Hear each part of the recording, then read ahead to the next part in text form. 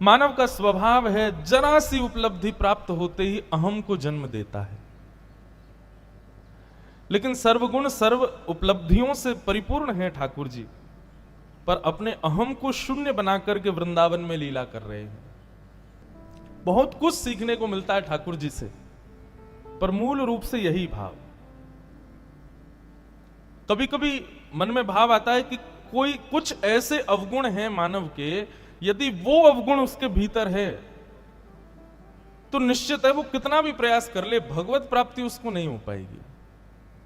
चाहे वो कितना भी फिर जप करे, कितना भी तिलक फोटा लगावे, कितना भी वृंदावन जावे, कितना भी यज्ञ हवन अनुष्ठान करे, कितना भी परोपकार करे, लेकिन ये कुछ गिने चुने अवगुण हैं, यदि ये उसके भीतर विराजमान है तो निश्चित है भगवत प्राप्ति उसको नहीं हो सकती। उसमें सबसे पहला अहम, ये अहम भाव। भक्ति करने का मतलब केवल ये नहीं होता कि हम भगवान के समीप जाएं। भक्ति करने का मतलब स्वयं को सुधारना होता है, स्वयं का एक रिक्रिएशन करना होता है। और माफ कीजिए, यदि वो नहीं हो रहा है तो आप केवल श्रम कर रहे हो। श्रीमद् भागवत में स्पष्ट लिखा है, श्रम एव ही केवलम। श्रम नहीं करना है, हम जो भी करें वो लगना चाहिए हमारे जीवन में, हमारे स्वभाव में उसका परिवर्तन दिखना चाहिए।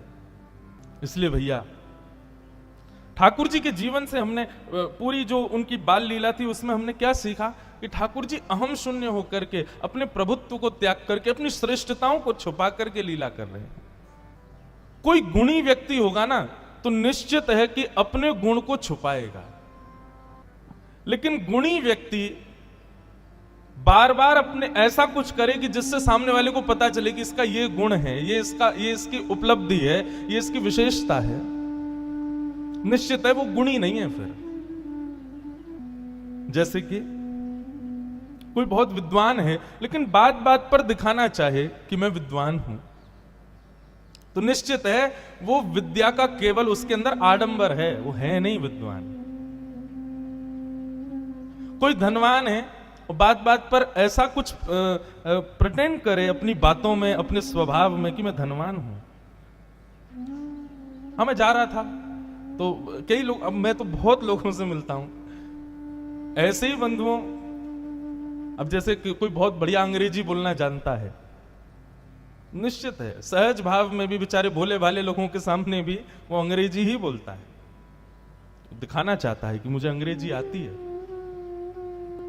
कोई गुण आपके भीतर आवे और अहंकार को जन्म देवे तो समझना वो गुण अभी परिपूर्ण रूप से आया नहीं है। आता तो दीन बनाता आपको। कई बार मैंने, अब संगीतज्ञों से हमारा बहुत मिलना होता है, हमारे सब श्रेष्ठ जन हैं, सब बहुत बढ़िया गाते हैं, आप सब श्रृंगार करते हैं भागवत का। मैं कथा के अलावा मेरी दूसरी चॉइस संगीत है। मैं संगीत सुनना, संगीतज्ञों से मिलना, उनके साथ बैठना बहुत अच्छा लगता है। मुझे संगीत सीखा नहीं है लेकिन मुझे संगीत से प्रेम है, और वह भी बचपन से गाना आता है। पिताजी, माताजी, बहनें सब गाते हैं हमारे घर में। लेकिन इस बात पर पुष्टि तब हुई जब श्री नंददास जी, हमारे ब्रज के अष्ट सखाओं में एक नंददास जी, उन्होंने जब ये बात कही कि कोई व्यक्ति साधना से, भजन से, यज्ञ से, आदि आदि से भगवान को जितने समय में प्राप्त करेगा उससे कई गुना कम समय में वो अपने संगीत से प्राप्त कर सकता है। ठाकुर जी को संगीत बड़ा प्रिय है, तब से मुझे और रुचि हो गई संगीत में। पर कई बार क्या देखा कि अति संगीतज्ञ लोग होते हैं ना, वो ऐसा प्रिटेंड करते हैं कि वो मूडी हैं। मूड नहीं बना तो उठ के चले जाएंगे, मूड नहीं बना तो खाएंगे नहीं, मूड नहीं बना तो गाएंगे नहीं, मूड नहीं बना तो बैठेंगे नहीं। मुझे उस समय उनसे बोलता तो नहीं हूं, लेकिन मन में भाव आता है कि अभी जो गुण इनके पास है ना वो परिपूर्ण रूप से आया नहीं। हमारे वृंदावन की घटना सुनाए। तानसेन का नाम सबने सुना है। तानसेन बहुत अच्छा गाता था, पर गायन में भी दो स्थिति होती हैं। एक तो होती है सामने वाले को रिझाना, और एक होता अपनी प्रसन्नता के लिए गाना। हमारे वृंदावन में उल्टा चलता है। हमारे वृंदावन में वो गाया जाता है जिससे लाल जी प्रसन्न हो। जैसे आप अब यहां कोई संगीत का थोड़ा बहुत भी जानकार हो, नहीं हो तो बन जाओ, अच्छा है। संगीत हमारी भारत की बहुत सुंदर कला है। राग होते हैं, राग रागनियां होती हैं, यमन राग, भैरवी राग, भैरव राग, मुझे आते एक भी नहीं है, पर हाँ अगर हमारे सब गंधर्वजन बजा दें तो मैं गा देता हूं, ये भगवत कृपा है मेरे जाता है। तो स्वांत सुखाए तुलसी रघुनाथ, अपने सुख के लिए, ठाकुर जी के सुख के लिए अपने गुण को प्रकट करना ये श्रेष्ठता है। तो तानसेन दरबारों में गाते थे। एक बार उनको पता चला कि भाई ब्रजमंडल में संगीत बड़ा प्रिय है, हर मंदिर में रागों से ही सेवा होती है ठाकुर जी की। तो तानसेन गाने के लिए आए श्रीनाथ जी के मंदिर में, गोवर्धन में। पहले श्रीनाथ जी जब गोवर्धन में विराजते थे तब की बात।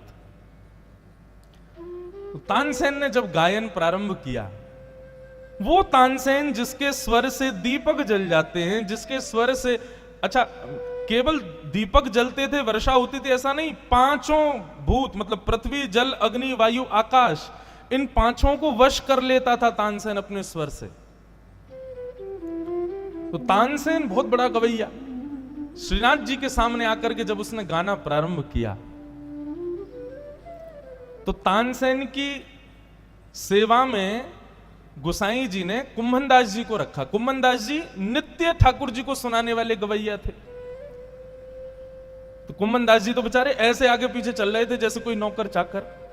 तानसेन भी यही सोचा कोई दास होगा मंदिर का, उनका उनके लिए आसन बिछा में, वो कहीं जल मांगे तो उनके लिए जल लेके आवे। कुंभनदास जी एज अ सेवक बना दिए तानसेन जी के।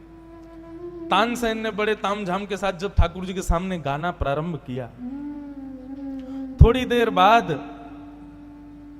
गोसाई विठलनाथ जी ठाकुर जी को देख रहे थे कि ठाकुर जी को कैसा लग रहा है। तो खड़े खड़े श्रीनाथ जी, मानो गोसाई जी को ऐसा लगा कि उनको झोंके आ रहे हैं, उनको नींद आ रही है, मानो ठाकुर जी को सुहा नहीं रहा। तानसेन ने जब अपना गायन पूर्ण किया ना, तो गायन पूर्ण करने के बाद में एक सुंदर रेशमी कपड़े के भीतर फूटी कौड़ी रख करके और तानसेन को दक्षिणा के रूप में प्रदान किया। तानसेन ने जब दक्षिणा ली तो बाहर तो रेशमी कपड़ा था, उसको लगा कि भीतर बहुत महंगा कोई मणि रत्न आदि होगा। जैसे ही खोल करके देखा तो फूटी कौड़ी। उसने गोसाई जी से जिज्ञासा की, बोले गोसाई जी आपने क्या दिया? बोले ये तुम्हारी दक्षिणा है, समझ जाओ, बाहर रेशमी कपड़ा है, भीतर फूटी कौड़ी है, इसका मतलब तुम्हारा गायन केवल और केवल बाहर से लुभाने के लिए अच्छा है, भीतर उसमें कुछ है नहीं, वो फूटी कौड़ी के समान है, इसलिए दक्षिणा स्वीकार कर। तानसेन को अटपटा तो लगा, लेकिन तानसेन जब किनारे बैठा तब गोसाई विठलनाथ जी ने कहा, कुंभना चलो अब तुम कुछ सुनाओ। तो कुंभनदास जी जो तानसेन के आगे पीछे जल आदि कभी पिलाना, कुछ भोजन मांगे तो देना, कोई भी तानसेन आज्ञा करे पूर्ण करना। कुंभनदास जी ने जब आकर के ठाकुर जी के सामने बैठे और गाना प्रारंभ किया, तो कुंभनदास जी के गायन को सुनकर के, एक तो होता है कि दूसरा गवैया गावे तो पहले गवैये को ईर्ष्या होनी चाहिए उससे, ये मुझसे अच्छा गा रहा है। लेकिन तानसेन जी को ईर्ष्या तो प्रारंभ में हुई, लेकिन जैसे जैसे राग बढ़ता गया वैसे वैसे तानसेन के रोए खड़े हो में, नेत्रों से आंसू गिरे और उनका मन करे ये कुंभनदास कब उठे और मैं इसके चरणों में प्रणाम करूं। तानसेन ने गोसाई जी से कहा, आपने मुझे बिल्कुल सही दक्षिणा दी महाराज, मैं इसी का अधिकारी हूं, यही मेरी दक्षिणा होनी चाहिए। और महाराज एक बात कहूं, फूटी कौड़ी भी नहीं देनी चाहिए मुझे, तो मैं तो उसका भी अधिकारी नहीं हूं, गायन तो इसे कहते हैं। जब इन्होंने गाना प्रारंभ किया तब मुझे ईर्ष्या हो रही थी, पर जब इन्होंने गाना विश्राम किया ना तो मुझे इनसे प्रेम हो गया। गुण वही गुण होता है जिस गुण के प्रभाव से सामने वाले के भी दोष नष्ट हो जाते हैं। लेकिन हमारा ही गुण हमारे भीतर ही दोष प्रकट कर दे तो वो गुण नहीं है।